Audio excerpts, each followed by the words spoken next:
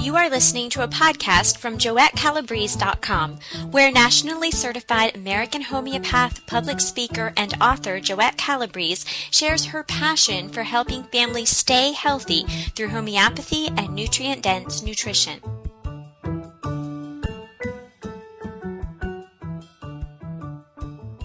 Hello, this is Jendi, and I'm here with Joette from JoetteCalabrese.com.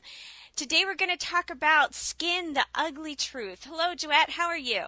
I'm doing well, Jendi. Nice to talk with you as always. Let's jump right into the topic. What do you use and recommend people use on their skin? I urge people to use only food. No, and I don't mean ketchup and relish.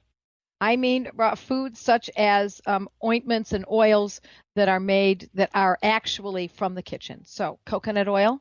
Now, some people can't use coconut oil, and it turns out that sometimes it's folks who are whose families originate from Northern Europe, so Germany and Sweden and those parts of the world often can't use coconut oil. It's uncomfortable for them, or they actually have allergic reactions to them. And I think it's because coconuts are from around the equator. But so coconut oil is one of my first choices. But if that doesn't work, butter, yes, but without salt, because if you have any cracks or abrasions, then of course salt is going to hurt. But butter is so available. There it is. It's right in the kitchen. And in the old days, they used to say if you have a burn, you put butter directly on. Of course, it's salt-free butter. But one of my favorites on skin, besides butter, is tallow and or lard.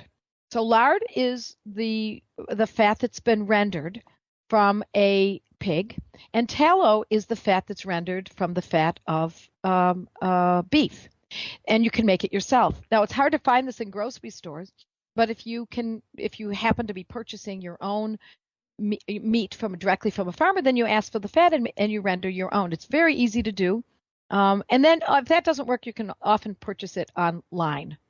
So also another method for another product that can be used on the skin is cod liver oil.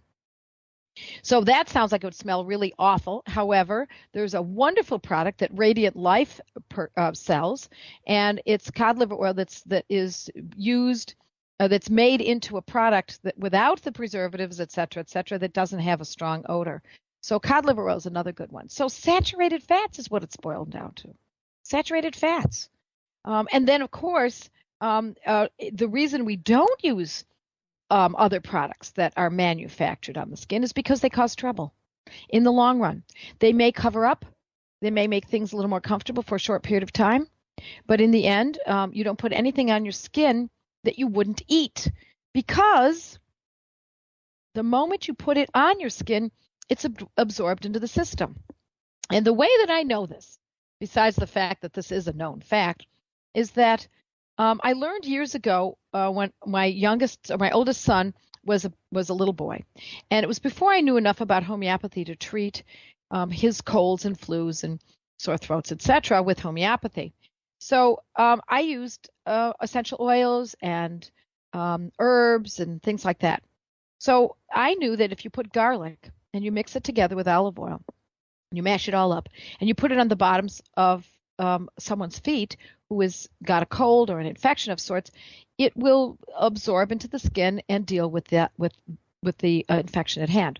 So he was about maybe 2.5 years old, and I had this mixture of garlic and olive oil, and I said, okay, lay down here on the bed, and I put an old towel under his feet, and I said, I'm going to rub your feet up with this garlic oil, and you stay very still, because I didn't want his feet to touch the covers and ruin the blankets, etc.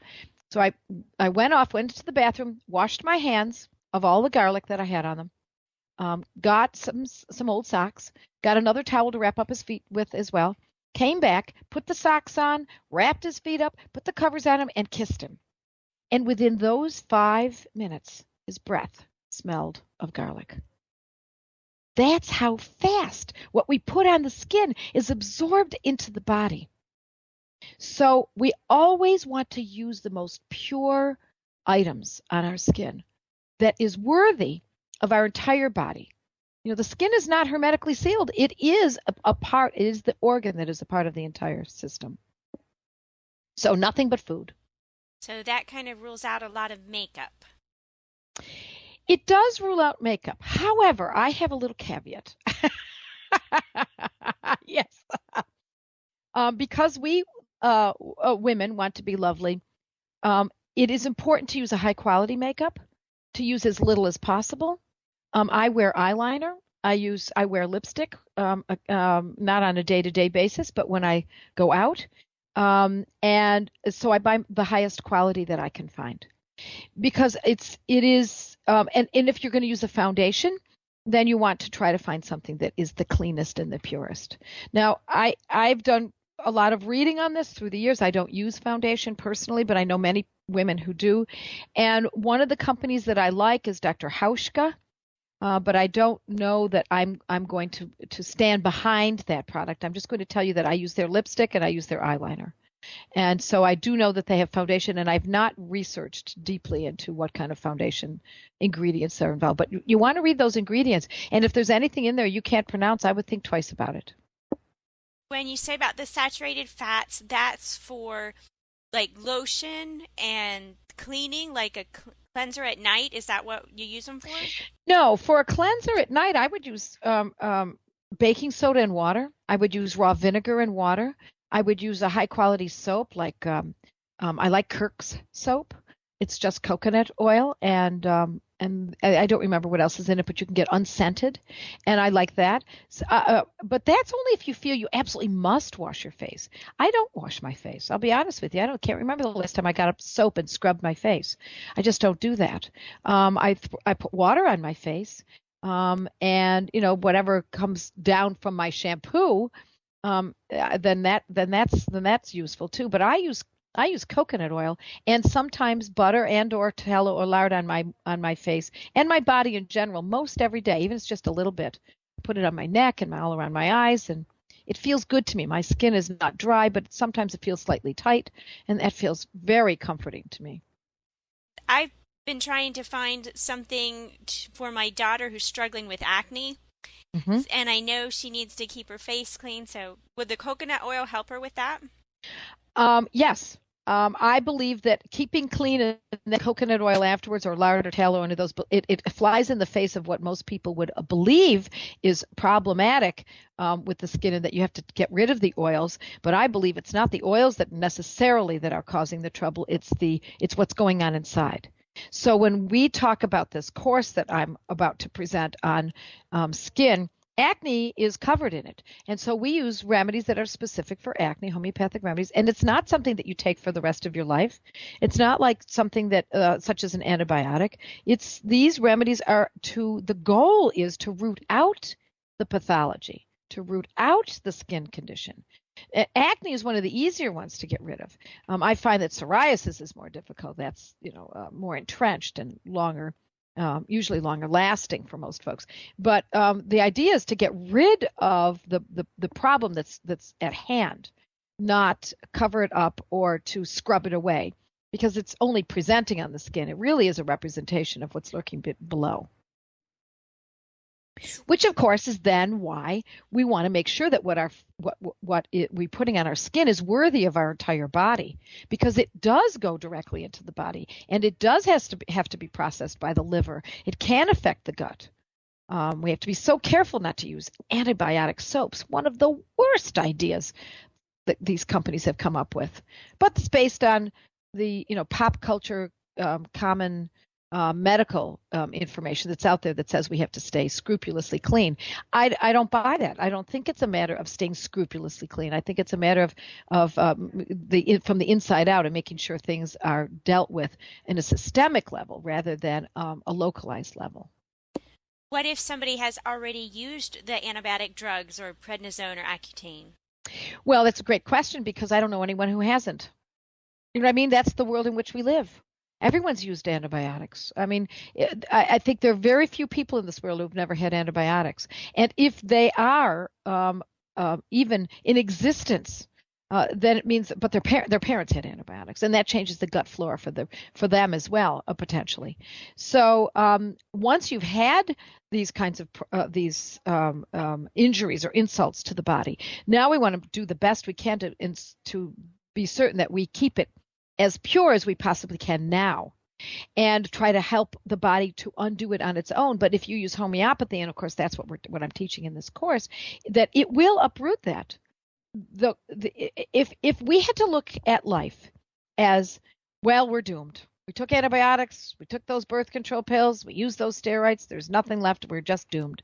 Then I might as well just crawl into a hole and die, because that's really a depressing way of looking at life. The beauty of homeopathy is that it is the savior medically. It is the medicine we thought we were getting. It's the medicine we all hoped we were getting, without knowing, of course, the name of it. But every time we went to the doctors as a dermatologist, and I had terrible skin most of all my childhood life. Every time, oh, this was going to do it. This doctor was going to do it, and it not only didn't do it, it made it worse. Everything that was used on me covered it up for a short period of time, and in the long run, it bankrupted my account of health, so to speak. It's like if we use something on the skin that's superficial from the drugstore, from the dermatologist, we see some little bit of benefit, and the benefit is really superficial. It leads us to believe that, wow, this is really working. This is great. Give it some more time, and it will boomerang. It will come back with a vengeance and cause new problems. Sometimes seemingly unrelated problems, but in the end, it turns out that the problems then can go to the gut, or we actually see people go into depression as a result of suppressed skin eruptions. And so suppression is a really bad word in homeopathy. We don't want to suppress anything, because if we're suppressing, it's as though we're unscrewing the smoke alarm in the ceiling when there's a fire ablaze on the stove. All it's doing is taking away the sign that something's wrong. So if you're outside and there's a flame on your stove and you run in, you hear the smoke alarm, you say, oh, that darn smoke alarm, let's get rid of that sign, that signal that something is up. They unscrew it and they throw it in the garbage and they walk back outside again. Well, wait a minute. You haven't gotten to the issue. The issue is the fire on the stove. And so in the beginning, it appears as though you've come up with a solution because you don't have to hear the loud, annoying sound of a smoke alarm screaming at you. But eventually you're going to have to face the fact that there's a fire on the stove. And often with skin, the fire is related to the gastrointestinal tract. So if somebody's had an antibiotic, even one round, or they've used birth control pills, even just a few months, or they've used steroids, even just a round of it, a couple months, a month, what those drugs do is they suppress the body's natural ability to resolve the problem. And then it shows up depending on what is your weakest link in your body, often on the skin. So in uprooting the skin problems, we're not just going to say, oh, let's just use this ointment and we're on, or let's just use this tallow or coconut oil or cod liver oil on our skin and just be done with it. No. It's a representation of something that's going on a deeper level. And that's what I want to teach, or what I'm teaching in this course. How do you get to the bottom of it? Now let's look at what preceded this. What I tell people is, look, you want to know what's really going on? You want to really get an idea of what has caused this skin issue? Get a pencil, make sure it's sharp, make sure it's got a good eraser on it, get a nice long sheet of paper, and lay out your life in a timeline.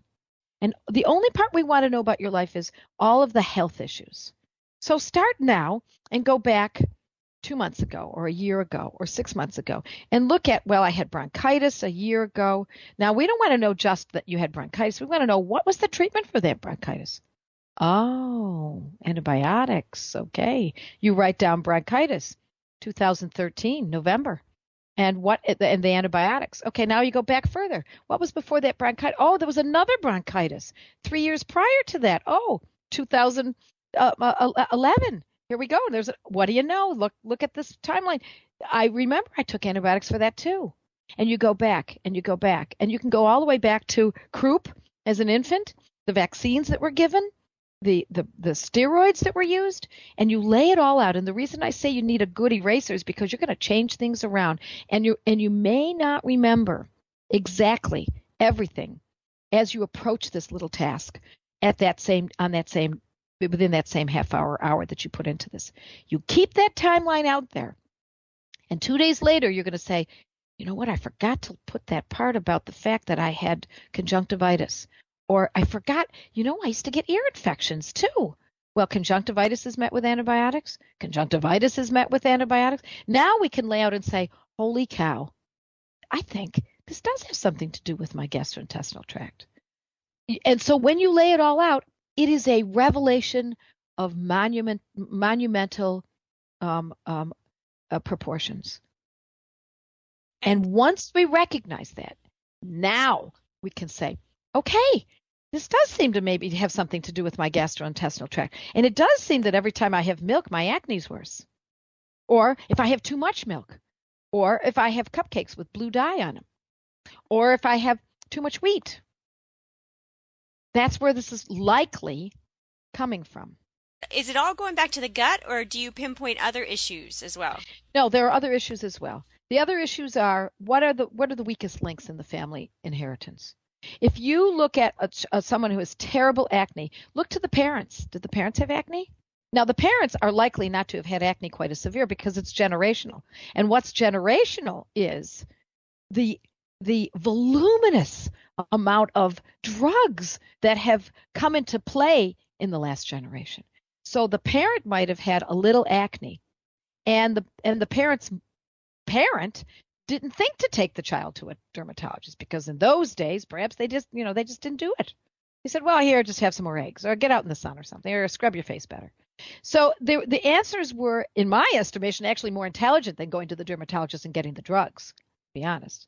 So if there's a propensity for something, skin issues, and it may not have been acne for the parent, it could have been eczema, could have been a little bit of psoriasis. Grandpa may have had just a little bit of psoriasis on his knees. And but it was no big deal. Now what we do is if we get what the parents had, because basically we're DNA. I mean, if we look at ourselves as a biological entity, we are DNA. So the DNA, the clay from which we're made, is what the parents, the cumulative aspects of our grandparents and parents, and et cetera, et cetera. So if Grandpa had a little bit of psoriasis on his leg and it didn't bother with it, maybe, and he did use tallow on it because he would have thought to do that. Now his daughter has a little bit of acne, and they didn't do much of it. Maybe they used an antibiotic once or twice, and that was the end of it. Now that daughter has a child, and the child has acne.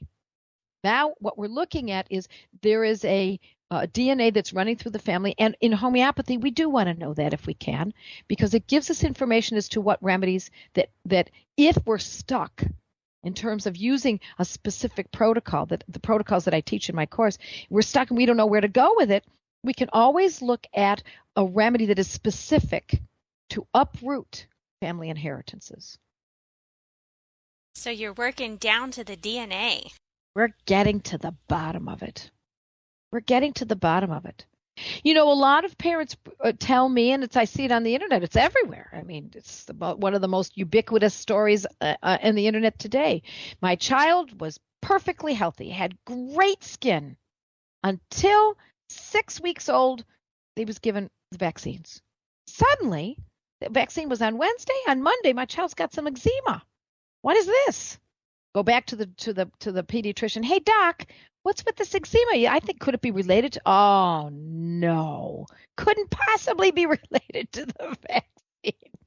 Well, if I were in his shoes, I'd be a little uncomfortable too. I might want to deny that because I was the guy who did it, potentially. And I'm not saying it's a slam dunk, but it certainly is a place where we want to start looking, want to examine all of these medicalized methods of treating the human body.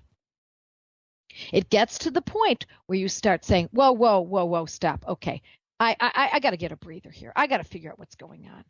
And so we got to stop treating. We got to start looking at what else is going on. Now, I'm not going to say that it's a slam dunk that it's the vaccines, but I hear it all the time. And I don't think mothers are whiners. I'm going to be honest with you. I think the watchful eye of a mother is a very intelligent place for medicine to be looking. Mothers are just the first step outside of their child, and they're observant, and they note first this, then that. But if they're shot down and told can't be that, no, we have not. There's no link. Then she starts to question herself, and she starts thinking, well, wait a minute. He's saying that, or she, the pediatrician, is saying that can't possibly be related, but boy, it sure seems that way. So she subdues herself, though. She doesn't tell people about it because she knows it's an uncool thing to say. It sounds uneducated. But what it really is her gut saying, but this timeline, it's undeniable. And so I urge mothers and grandmothers to pay attention to what happens to their children. And don't let any industry tell you that you are wrong about that. I'm not saying you don't listen to them, because doctors are fabulous for diagnostics. Excellent. You want to know, is that eczema or is it psoriasis? That can be very useful. Is this rosacea or is it garden variety acne? That's useful information, particularly if you take my course, because I distinguish between that sometimes. And the reason I distinguish it is so that you have an exact protocol of exactly what remedies can be used for something like that. And homeopathy can help all of those that you mentioned? Homeopathy has a history of being able to uproot skin issues for over 200 years. In fact, to be precise, Dr. Samuel Hahnemann started his treatise on homeopathy in 1796. So since 1796, whether it's acne in Paris in 1805, or it's eczema in Leipzig in 1870, or it's rosacea in Boston, Massachusetts in 1905, it's the same remedies. It's the same stuff. It's the same protocols. It's the same methodology. Nothing capricious. Nothing has changed. The only thing is that most people don't know about homeopathy. That's the problem. Not that we don't know that the medicines of homeopathy don't know how to uproot illness. It's that nobody knows that it's possible. That's the crux of the problem. Is there any skin problem that you wouldn't recommend homeopathy for? I can't think of one. And having worked in Calcutta at the Prasanta Banerjee Homeopathic Research Foundation, I saw skin issues that you would never see here. And why would we not see them here, but we would see them there? That's the kind of the burning question. Is it because there's so much more poverty there? Well, that's part of the picture. That is part of the answer. Is it that they're more prone because they're Indian and not American? No, I don't think so. I think that the reason is that because of the poverty, they don't go to the dermatologist. And the dermatologist doesn't get a chance to suppress it. So they still have illnesses that are expressed on the skin, where in the United States you don't see as many skin issues here. And instead, we see other issues because they're a result of the suppression of all the drugs that have been used on Americans for so many years. When I was a little girl, I used to take a bus to school. It was not a school bus; it was a city bus, and I would get in the bus, and I had eczema as a child, and it was pretty severe. So I was hypersensitive to other people's skin issues, and because of that, I would sit down on the bus and I would look around and I would see all the other people's skin issues. There were lots of skin issues in those days. We're talking about the 50s and 60s. I saw people with lots of warts. I saw people with lots of skin tags. I saw people with eczema and psoriasis and flaking of skin. And I noted it because I was so aware of my own skin. Now, mine was pretty ugly, but it was so suppressed that it only was able to come through every once in a while because of the ointments that had been used on my skin for so long. But a lot of people didn't have the availability of dermatologists like I did. And the reason I did, perhaps, is because I had a lot of doctors in my family and cousins and etc. And so we were taken to the doctors much sooner, I think, back in the 50s, when it was just starting to become a lifestyle. Now, I have to admit, I haven't been on a bus in many years, but my guess is if I were to hop on a bus today, I would likely not see the kinds of skin issues. Instead, I saw them in India. So it's the outward expression of a deeper pathology that remains on the skin for many people in India. And so I saw leprosy in India that still exists. I saw psoriasis that just encapsulated the body, not sat on top of the skin, encapsulated the body. So it looked as though there was a second skin on top of them. I certainly saw acne, and eczema, psoriasis, chronic hives, alopecia, which is hair loss, which we have to consider on some level is a skin issue. So in this country, we look better. The middle class looks better, but in many ways we're worse off. We're sicker. Did you see some of those cases in India get better? Yes, I did see it.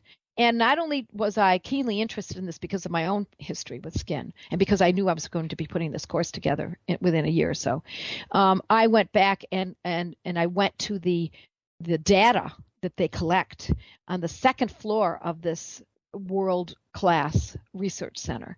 And by the way, I might add that all they used was homeopathy, even though they were all doctors, medical doctors. And I went on the second floor, and I asked to speak to some of the data inputters on that second floor, so that I could go back and look at. They took photographs, and you could see the history of a particular case, going back to see how bad it was. So that if I observed a case downstairs with the doctors of psoriasis, for example, and I saw that the plaques still remained, but the doctors turned to me and said, this case was much worse a year and a half ago. I went upstairs and looked at it. I wanted to see it before, because now I've seen the whole case. And then I recorded it, so that I knew how long it would take. Psoriasis takes a long time to root out homeopathically, but it is doable. When did you conquer your own skin problem? Yeah, well, I didn't, and this is what happened. I was 6 weeks old. And I tell the story in my course. I was 6 weeks old, and I was healthy, and everything was fine. And I went for my first vaccinations, and shortly after, I started to develop, within about a week or two, eczema on my face. My shins, my cheeks looked very rosy, but then too rosy. Then they looked rough. And we went to the dermatologist apparently, and my parents were told I had eczema and that I had to stay away from anything that tasted good. Dairy, so cheese and milk and orange juice and chocolate. Of course, I wasn't having chocolate at that age. I was too young. But nonetheless, all of those kinds of things could not be included in my diet. And I couldn't wear wool, and I couldn't have feathers around me. So I couldn't have a feather pillow, and couldn't be around dogs, and couldn't have cats. And of course, then there was dust. So basically, what you're doing is you're living a life of abstinence from everything. I mean, how do you deal with all of that? So I had eczema in spite of all the shots and all the treatments that I had, and I had plenty, all the way up until puberty. And then at puberty, something changed, which often happens for many people with eczema. It changed to, instead of it being eczema and going to the dermatologist, we ended up at the gastroenterologist, because now I had stomach pains. And because all along, it was a gastrointestinal issue, because that's often what a vaccine can trigger, for example. So all along it was a gastrointestinal issue, and the dermatologist knew that to a certain degree, because I wasn't allowed to eat certain foods. So obviously what was being put in my stomach was affecting my skin to a certain degree. Now, my mother made sure that I abstained from all of those foods, but, it still lived on. There was much more to it than just the food. So then in my teens, I got very sick with a lot of gastrointestinal issues. And then in my 20s, I had a period of respite where nothing bothered me. And I call that the grace period. And most people have, their 20s is a grace period. for a lot of people, I don't get very many people calling me in their 20s who are sick with skin issues or any other issue for that matter. It usually doesn't come back with a vengeance until they get into their 30s. Because then in their 20s, they're taking birth control pills. Another big mistake as far as I'm concerned. If they have a little cold or a little boil or a little sore throat, off to the doctor they go and they get antibiotics. So now they're revving up for what's going to happen in their 30s. And then in their 30s, it's wham! All hell lets loose. And that's exactly what happened to me. And so I was very sick. I went to doctors again, after doctor, after doctor, after doctor. I was actually married to a doctor in my 20s. So I believed in the medical paradigm, the conventional medical paradigm. So it took a lot to get it out of my head that drugs were not going to be the answer. It took a long time. I wanted to go to, quote, the learned, unquote. But the learned had learned only to use drugs. I didn't realize that for a long time. Until finally I said, that's it. I'm just as sick with drugs as I am without drugs. So I'm going to stop all drugs. Not even an aspirin, not a Tylenol, nothing. I'm going to get everything that's in my medicine cabinet, throw it in the garbage. And I did. I got rid of everything. Except for one thing, Benadryl, which I had never used, but I was afraid because I started to develop asthma at that time. I was afraid very much that I might need Benadryl. It could be a lifesaver for me. I never opened it, never used it, and kept it for a long time, and then eventually threw that out as well, once I learned the method to uproot asthma as well. So now I had asthma and chronic fatigue and a lot of other issues, and I don't want to go into it all. I don't want to bore people, but I had a lot of problems. And it wasn't, and I changed my diet. I was vegan. I was macrobiotic, and I went into I went to both of these. One, first vegan for many, many, many years. Oh, not many. It was for about 3 years, I should say. And then a macrobiotic for a few years as well. Very strict because I wanted relief. So when you want relief, you'll go to the extreme, and that's exactly what I did. Until finally, then I went to vitamin therapy. I used essential oils for many years. I studied them. I studied herbs. I picked my own herbs in the way fields around my home, and made my own tinctures. And I went through all of these paradigms until finally I met up with a homeopath. It was a lecture I had gone to, and it was around the time my son was born. And a doctor was offering lectures. He was a homeopath and an MD. And he offered this lecture, and it completely turned my head.